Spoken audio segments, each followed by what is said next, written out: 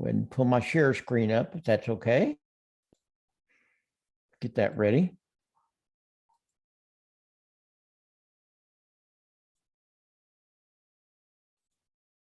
There we go.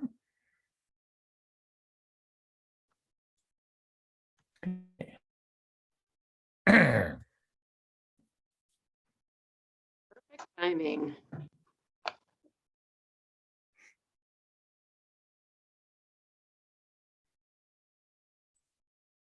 All right, Tony, we are good to go whenever you are. Okay. Well, welcome back. We have been looking at ancient history in the Bible for the last, seemed like about 35 weeks. We've been at this a long time. Today, we kind of go back and we're going to start looking at the rise of the Christian church. I've been telling you we're going to do this. We're going to do kind of a deep dive back.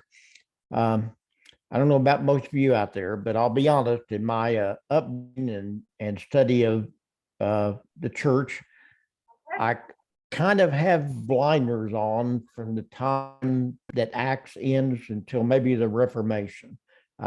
It's a period that most of us, particularly if we're Protestants, don't really have a lot of knowledge about. And yet it's such a terribly important time because it's the period of time when the church really got its legs begin to grow. So what we're going to do, we're going to look at this period of time between basically the 1st century AD with the birth of Christ up through about the 6th century. And then I'm going to stop there. I'm not going to go into the Middle Ages or the Reformation. I think Dwayne is going to carry that on a little bit later in his Bible classes on Wednesdays. But so what can we say? Well, first of all, I want to make sure you understand that this is a history class. Okay, this is a set of presentations on history. I am not a theologian. I'm going to leave the theological accounts to ministers and pastors because I don't want to set the cause of Christianity back too far. I'm just joking. I am a Christian, but at the same time, I do not feel like I'm in a position to talk about theological matters. I'll leave that up to Pastor Dwayne on Wednesdays. So this is basically going to be, I'm going to look at the Christian church from a historical point of view. Totally, I'm going to stay within my lane. You need to know that in the beginning, we weren't called Christians. We were followers of the way, or we were Christ followers. That was two of the most common names of the church. It really wasn't until quite a bit later, probably the end of the 1st century or so, that it was kind of become common to call these Christ followers, these followers of the way, Christians. And we still hadn't been called a Christian church at that point.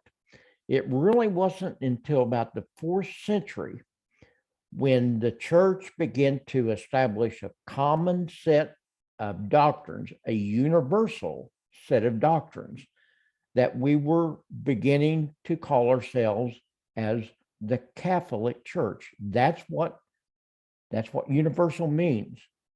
So that's how that term came about.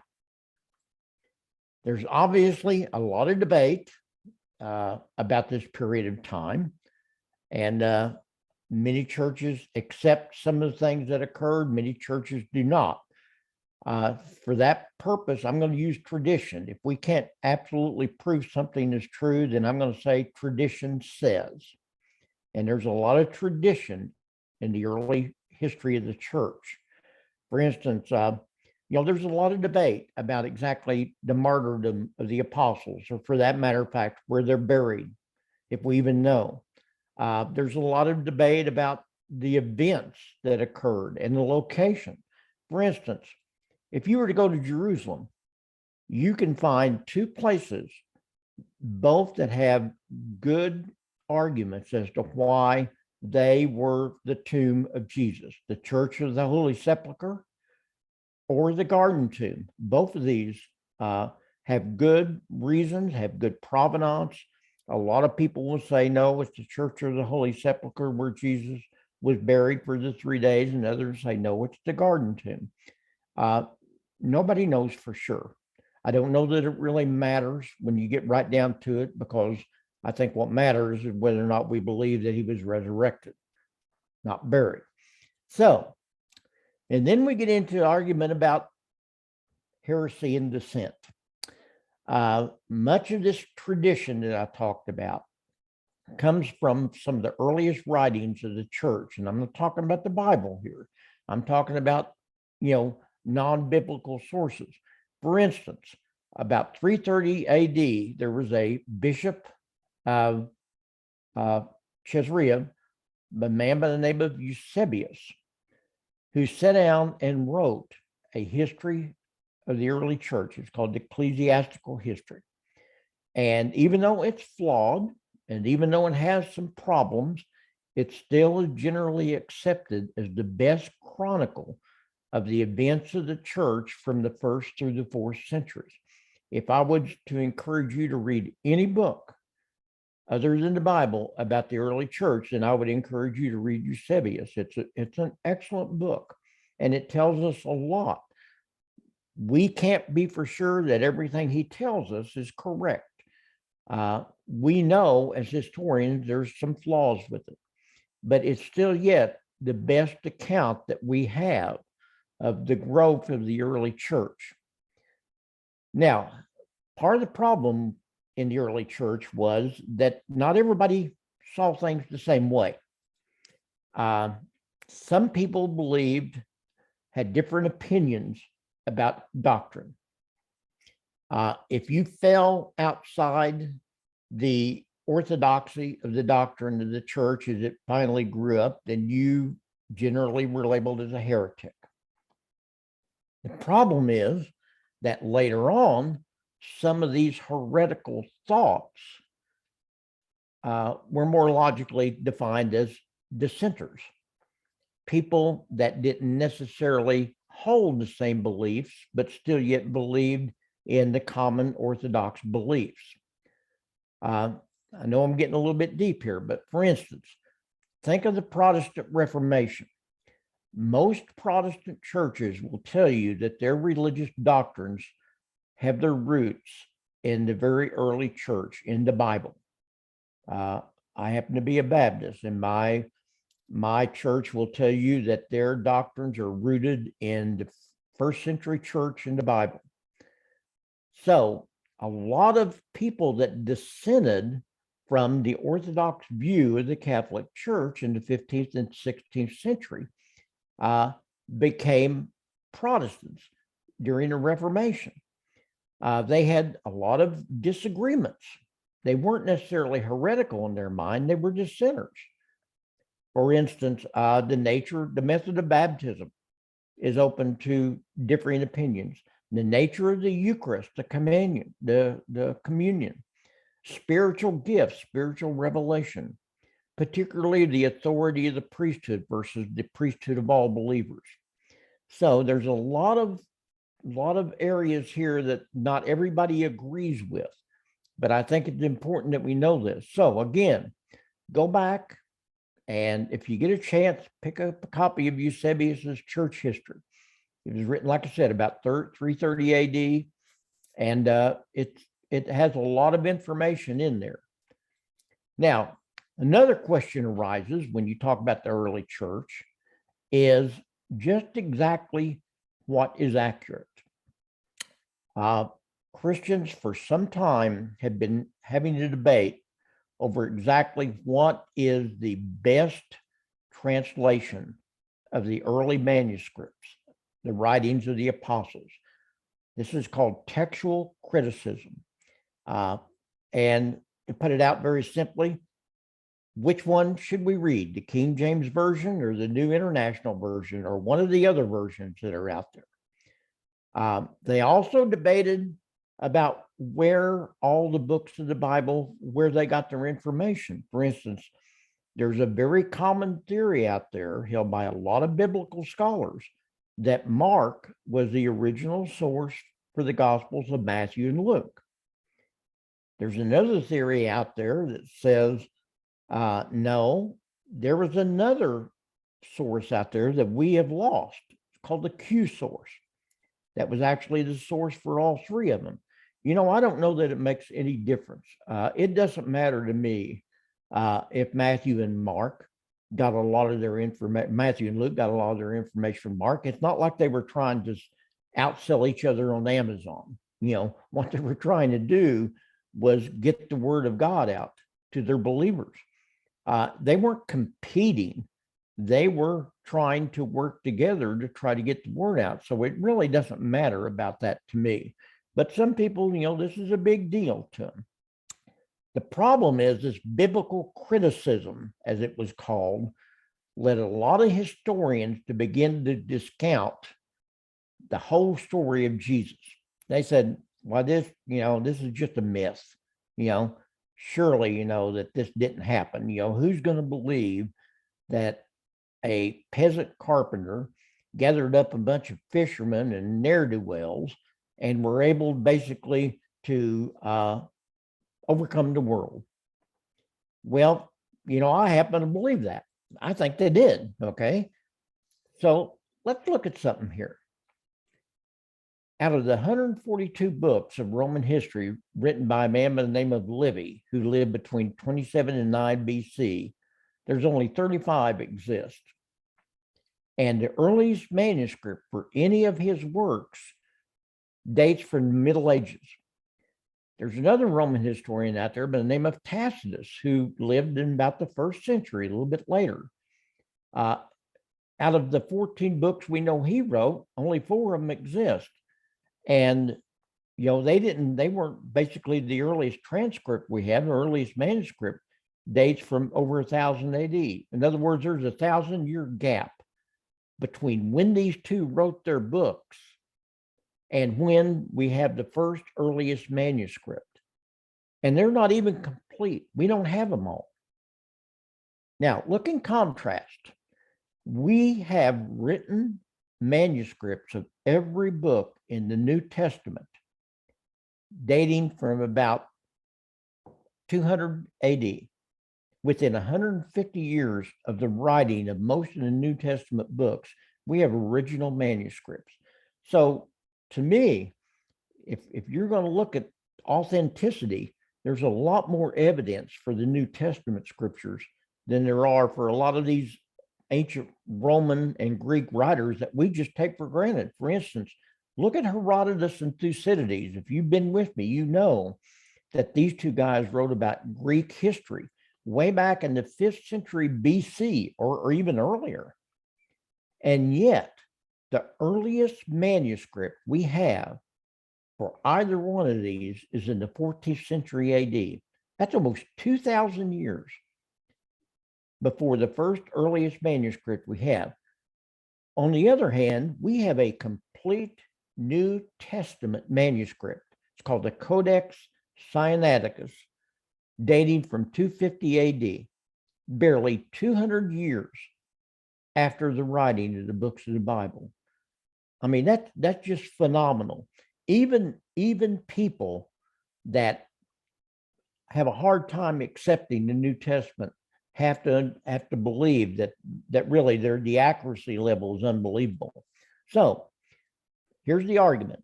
Which one do you read? The King James Version or the New International Version?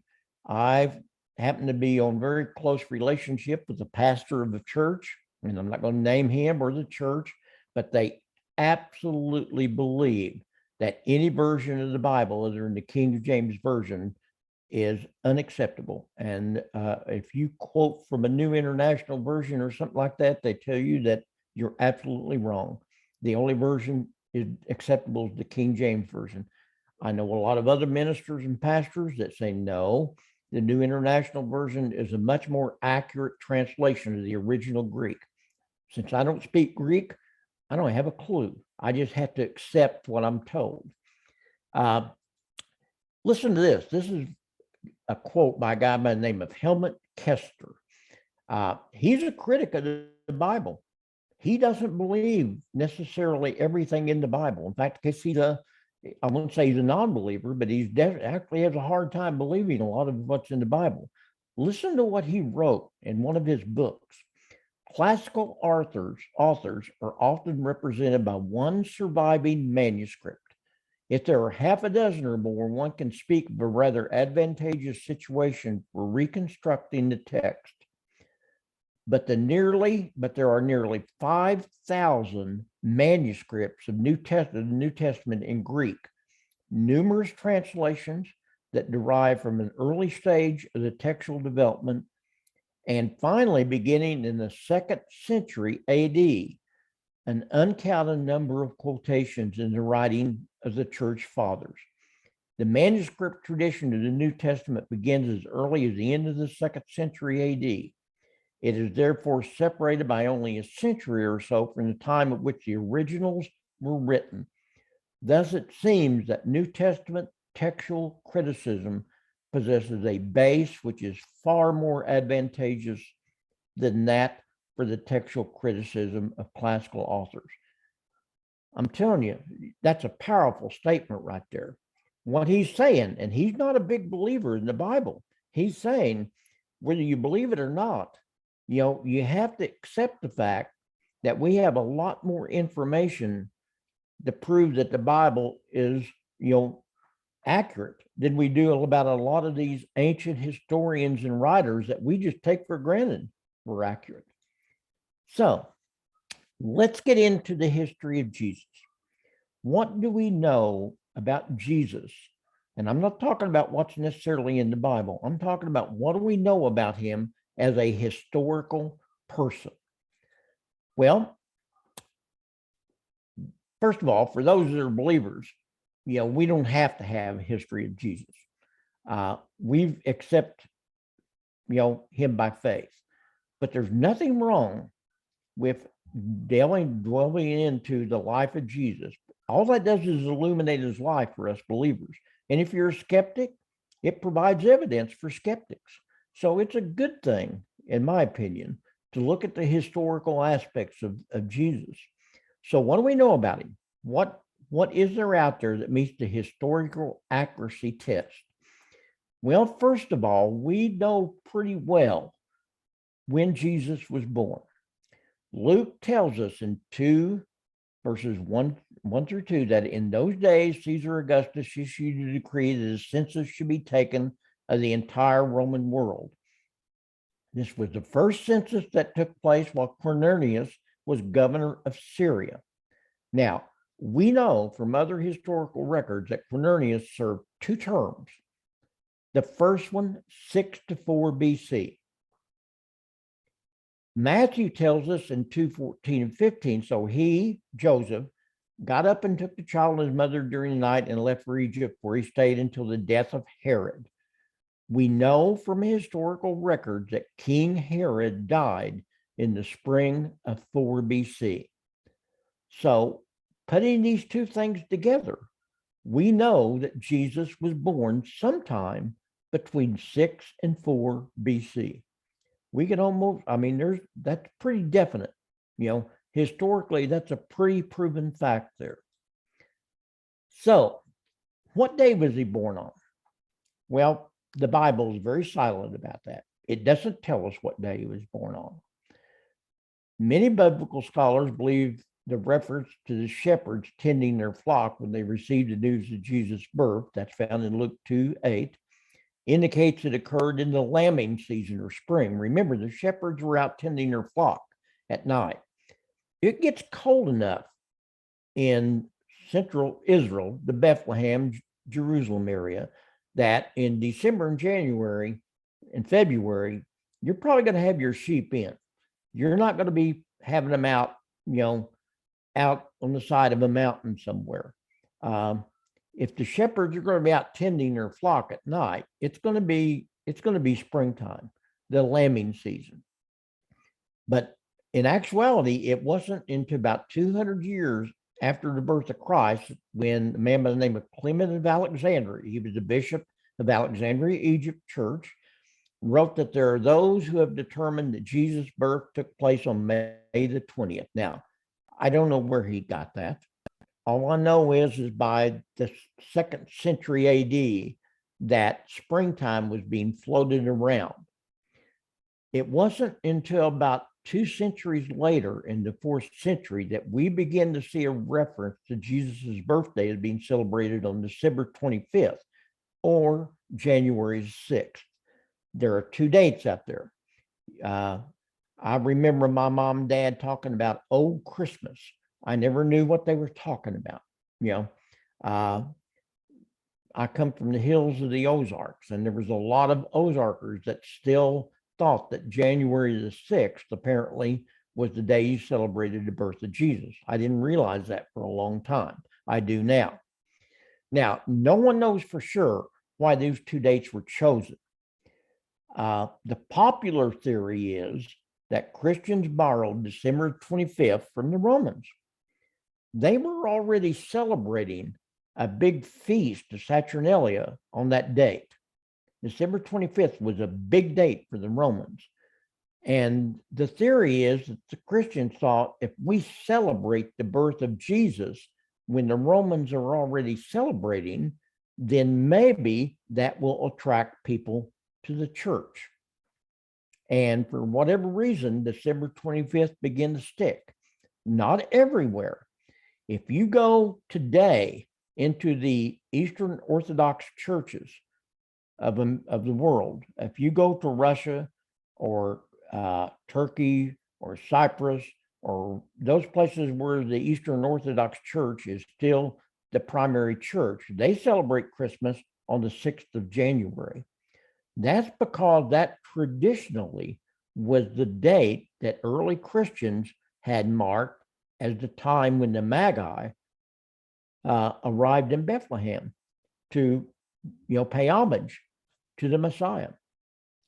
So that's where we get these 2 dates, January 6th and December 25th.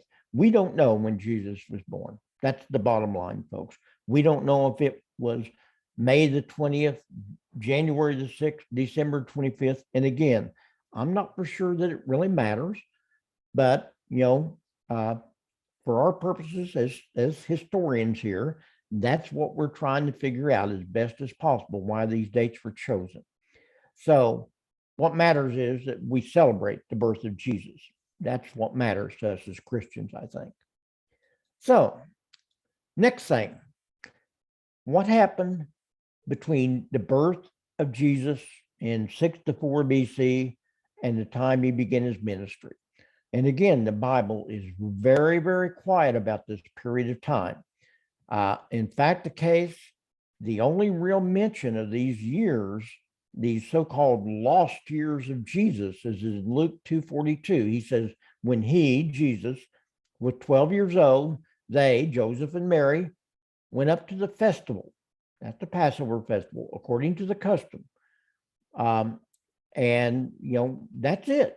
We really know nothing historically about Jesus until his ministry. Now, Luke 2:52 does go ahead and say, Jesus grew in wisdom and stature and in favor with God. Well, that's just basically all we know. Some people have deducted from that, have speculated that since he had such a vast knowledge of the Old Testament, and there is no doubt, if you read the scriptures, Jesus knew the Old Testament backwards and forwards. He knew exactly what he was talking about when he was talking to the people that were following him, that he had to be a student in the synagogue. You just did not get that knowledge from just nowhere. So some people have speculated that. You might be aware that there was a group of people that were kind of living a monastic lifestyle out along the Dead Sea. They were called Essenes. And the Essenes were extremely religious folk. And they had very strict rules. They led a communal lifestyle, and they studied the Bible, the Old Testament, backwards and forwards. A lot of people have always speculated that Jesus maybe was an Essene and broke away from the camp. The problem with that is, if you really study the Essenes and Jesus, their lifestyle and their teachings just don't mesh. There's a lot of contradiction between the two. So if Jesus was an Essene, he obviously broke away from their their teachings, because there's just a lot of contradiction between the two lifestyles and the two teachings. Now, the next thing we know for sure about Jesus is his baptism by John the Baptist. That's an extremely important date, an extremely important event, because from that we can deduce when his ministry was, and we can also deduce within good reason when he was crucified. The date of Jesus' baptism is important because it's from that date we can calculate with a degree of certainty when Jesus was crucified.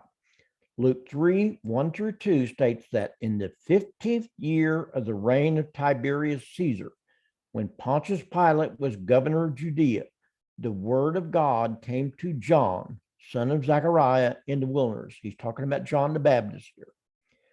Most scholars agree that Tiberius's reign is marked from his co-regency with Augustus, which began in 11 AD. This would place John the Baptist's ministry about 26 AD. So that's a really important date. If Tiberius's reign began in 11, you add 15 to that, and you get 26. So we know within a year or so that John's ministry occurred around 26, might have been 27 AD. Jesus' ministry, Luke states, began when he was about 30 years of age. That's Luke 3:23. So Jesus' ministry is marked from his baptism, which means his ministry would have started in about 26 AD, probably in the spring. Indications are it occurred in spring. And again, this meshes up with his birthday. If he was about 30 and he was born in 4 BC, then 26 AD would be the correct time. So again, we can calculate this pretty much right on the dot. This is the traditional place of Jesus's baptism in the Jordan River. Again, that open to conjecture. People will say, no, how do you know that? Well, I don't know that. I just know that that is the traditional place that is given as the spot where Jesus was baptized in the Jordan River. You can go there today, I understand, and you can be baptized in the Jordan River in the same spot. So we know that Jesus' ministry lasted from approximately 3 to 4 years, because John says he attended at least 3 Passovers after his ministry began. The first occurred after he turned water into wine at Cana. John 2:13 states, when it was almost time for the Jewish Passover, he went up to Jerusalem. The second occurred right after he had fed the 5,000. John in 6:4 says, and Jesus went up on a mountainside and sat down with his disciples. The Jewish Passover was near. And then he went to a Passover feast the third time, after he raised Lazarus from the dead. John says in 11:55, when it was almost time for the Jewish Passover, Jesus went up for their ceremonial cleansing before the Passover. He further states that before Jesus went to this last Passover, that he came to Bethany, where Lazarus lived, and he raised him from the dead. Now, there may have been a fourth Passover. We don't know for sure. The synoptic gospels, Matthew, Mark, and Luke, kind of indicate that there might have been a fourth Passover. We know he attended 3. We know that his ministry began about 30 years of age. So he probably was crucified somewhere between 29 and 30 AD. If he attended 3 Passovers, then his crucifixion would have had to have occurred in probably 29 to 30 AD.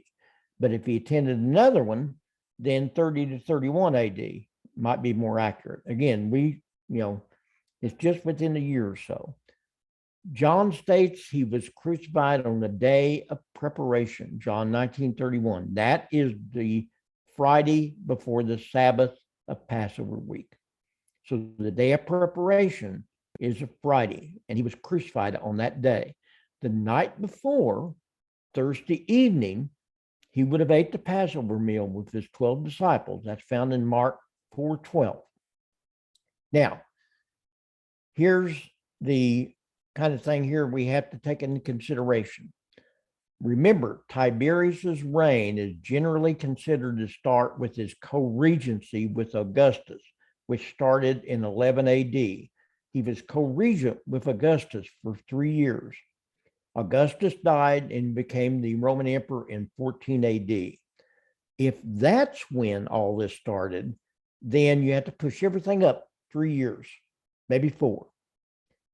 The problem with that is that doesn't jive very well with the events that took place after the crucifixion. Again, we've got some pretty specific timelines on some of the things that occurred after the crucifixion. And if the crucifixion is pushed to 33, 34 AD, that kind of stretches the whole problem. So most historians and most biblical scholars agree that he was probably crucified somewhere around 29 to 30 AD. So that's what we know about the historical Jesus as far as the Bible. Now, there's a lot of sources of information out there about Jesus that does not come from the Bible. Again, I think most people aren't familiar with this. Most people think that everything we know about Jesus comes from the Bible. That's not true. There's a whole lot of non-biblical sources about Jesus. So we're going to look at a few of those. I'm not going to be able to finish it today, but we're going to look at a few of the non-biblical sources about Jesus. There's over 5,656 New Testament manuscripts written in Greek and more than 10,000 in Latin. And there are also several non-biblical writings concerning Jesus that were written in the 1st and 2nd centuries within a period of 100 to 150 years of Jesus's birth. So what are some of these? Well, we have at least one Gentile source. A Gentile source is a source from someone who was not a Jew, was not a Roman, was not a believer. Remember, the first Christians were Jews. And so this is somebody that was not a Jew and not necessarily even a believer of Jesus. We have a manuscript dating from about 73 AD, written by a man by the name of Marbar Serapion, writing in the 1st century AD. This Syrian writer is believed to be the provider of the earliest Gentile non-Christian reference to Jesus. His letter to his son, he wrote a letter to his son. It was dated about 73 AD. The guy's in prison, and he's trying to tell his son not to lose faith in the face of persecution. This was when the Neronian persecutions were going on. And he writes, he says, okay, I'm sorry here. I've got to see. What advantage did the Jews gain from executing their wise king, Jesus? It was just after that their kingdom was abolished, nor did the wise king die for good. He lived on in the teachings which he had given. So he's definitely referencing Jesus here. So this is a very important document because it is a non-biblical source that tells us that Jesus was a wise king and that his followers were continuing on, that he died for good, and that his teachings are living on. And he's telling the guy, don't lose faith. I know things are bad out there right now. That's what he's telling his son, and he's in prison himself. Maybe he was a believer, and maybe he was in prison because of his faith. I don't know. Nobody does know. Now, there were also lots of historians out there that were writing that mentioned Jesus in their writings. For instance, here's a guy by the name of Thallus. writing about 55 AD. Folks, that's very early. That's only 20, 25 years after Jesus has died. This Greek historian wrote a 3-volume history of the Mediterranean world. Now, we don't have that document. It has been lost. But there was another historian in the 2nd century that quoted from it. Apparently, he still had it. Remember, the Library of Alexandria, which was the huge library of the ancient world, burned down in the 3rd century AD. And we lost so much ancient history when that library burned down. Apparently, Julius Africanus, he must have been from North Africa, quoted very liberally from Thales. And one of the quotes is this. He quotes Thales as saying, "On the whole world, there pressed a most fearful darkness, and the rocks were rent by an earthquake, and many places in Judea and other places were thrown down." He was talking about the day Jesus was crucified. That goes exactly with the biblical narrative of the day of the crucifixion. So this is a non-Christian.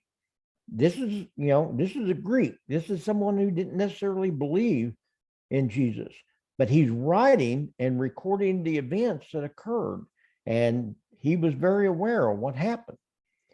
So here's another one. Phlegon of Tralles. Phlegon was a 1st century Greek historian whose writings also have been lost, but was referred to by Origen. You're going to hear of Origen a little bit later. He was a 3rd century Christian father. He was an extremely important theologian in the early history of the church. And he wrote about Phlegon's description of the darkness at the time of Jesus' crucifixion. Now, both of these guys, Phlegon and Thales, attributed all this to an eclipse. And they say that it all happened because there was an eclipse of the sun. And this all occurred. The problem is this, folks. It occurred during the reign of Tiberius in the time of the Passover, when there was a full moon. We know this. Science can go back. It's exactly accurate. And they say there was a full moon at the time of the Passover when Jesus was crucified. You cannot have a solar eclipse at the time of a full moon. It won't happen. It's scientifically impossible to have an eclipse when you have a full moon. So even though they're saying it all occurred because it was a full moon and a solar eclipse, that's not what happened. Jesus, while alive, he wrote, was no assistance to himself, but that he arose after death and exhibited the marks of punishment and showed how his hands had been pierced by his nails. This was what this non-Christian Greek historian wrote about in the 1st century. So he's writing about Jesus and what happened. This isn't the biblical source. This is in the non-biblical source. And then, of course, we have probably the most famous historian of all, Flavius Josephus. Josephus was a Jewish priest, and he wrote several histories in the 1st century. He wrote a lot of Jewish history. In these histories, he mentions John the Baptist. He mentions James the Just, the brother of Jesus. He confirms the authenticity of Annas, who was the one who tried Jesus, and he wrote about Jesus. So let's see what he wrote about each one of these guys. And remember, this is not biblical sources. Now, some of the Jews thought the destruction of Herod's army came from God, and that very justly a punishment of what he did against John that was called the Baptist. Herod hated John the Baptist because John the Baptist was poking him all the time about marrying his sister-in-law. So Herod slew him, who was a good man. Talking about John the Baptist, was a good man, and commanded the Jews to exercise virtue both as the righteousness and to one another and piety towards God. So again, he's confirming, Flavius Josephus is confirming the authenticity of John the Baptist. We know John the Baptist was here because this is not a biblical source. This is another source. So here's a painting of John the Baptist getting ready to be beheaded. We all know the story. Herod's daughter danced for him and pleased him so much, and then he asked what was it that he could do for her that would make her happy, and she said, "Bring me the head of John the Baptist." And so he had John the Baptist slew, and he brought his head in on a platter for his wife and his daughter. So another thing of Josephus. This is about James. This is about the brother of Christ. Festus was now dead, and Albinus was put upon the road. So they assembled the Sanhedrin of judges and brought before them the brother of Jesus, who was called Christ, whose name was James, and some others. And when he had formed an accusation against them as breakers of the law, he delivered them to be stoned. So this is about James the Just, the brother of Jesus, who had become the leader of the church of Jerusalem by around, in the 40-50 AD. So again, a non-biblical source confirming the story about James the Just. This is about Annas. Annas was the head priest who basically tried Jesus before his crucifixion. But the younger Annas, who, as we said, received the high priesthood, was of a bold disposition and exceptionally daring. He followed the party of the Sadducees, who are severe in judgment above all the Jews, as we have already shown. Remember, this is a Jew that's writing about this. And then finally, this is about Jesus. This is what Josephus wrote about Jesus. At this time, there was a wise man called Jesus, and his conduct was good, and he was known to be virtuous. Many people among the Jews and the other nations became his disciples. Pilate condemned him to be crucified to die, but those who had become his disciples did not abandon his disciples. They reported that he had appeared to them 3 days after his crucifixion and that he was alive. Accordingly, he was perhaps the Messiah, concerning who the prophets have reported wonders. And the tribe of Christians, so named after him, has not disappeared to this day. He was writing towards the end of the first century. He is talking about Jesus. This isn't the biblical account. This is a non-biblical account. So it's about 3:15. Next week, we're going to continue on looking at what we know about Jesus from non-biblical sources. We're going to look at a few more people that wrote about him, and then we're going to look at the archaeological evidence. There's a whole lot of archaeological evidence out there that supports the life of Christ. And so we're going to look at that. So that's what we're going to do next week. I hope you've enjoyed it.